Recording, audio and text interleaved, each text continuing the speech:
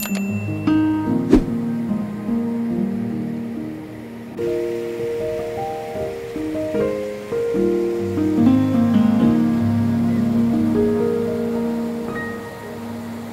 বিকেলের পরন্ত রোদে জাল পড়ল বৈতরণীর জলে। সংসারে ক্ষুধার শান্তি মিটাবার তরে ছোট দুই ছেলেকে নিয়ে এই গ্রামবাসী খরস্রোতা নদীর বুকে দাঁড়িয়ে আসন্ন রাতের স্বপ্নে বিভোর হয়। বৈতরণী, মৃত্যুর পর সবাইকে নাকি পেরোতে হয় এই নদী। তা হবেও বা। গরুড় পুরাণে এই নদীর কথা উল্লেখ করা আছে।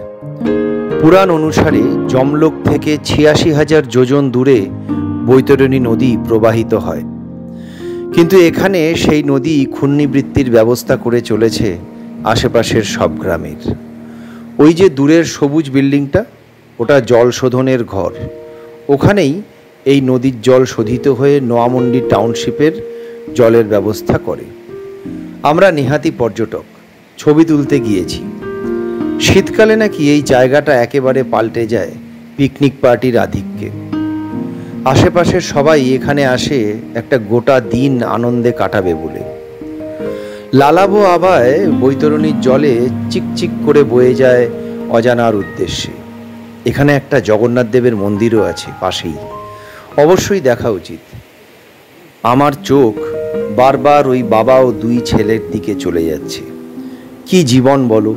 এই বয়সেই জীবনের ঝুঁকি নিয়ে নদীতে মাছ ধরছে শুধু নয়, পারাপার করতে ওদের তিনজনকেই একটা ভুল পদক্ষেপ বৈতরণী পার করিয়ে দেবে, সেটা জেনেও এই কাজে সামিল হয়েছে ওরা। আসলে পেট বড় বালাই, ভুলেই গিয়েছিলাম। জায়গাটার নাম হলো মৃগসিংহা। উড়িষ্যার কেওনঝর জেলার এক অন্যতম পর্যটন স্থান।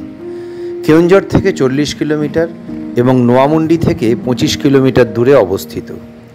বছরের যে কোনো সময়ই আসা যায় এই সুন্দর অজানা জায়গাটায়, একলা অথবা পরিবার নিয়ে।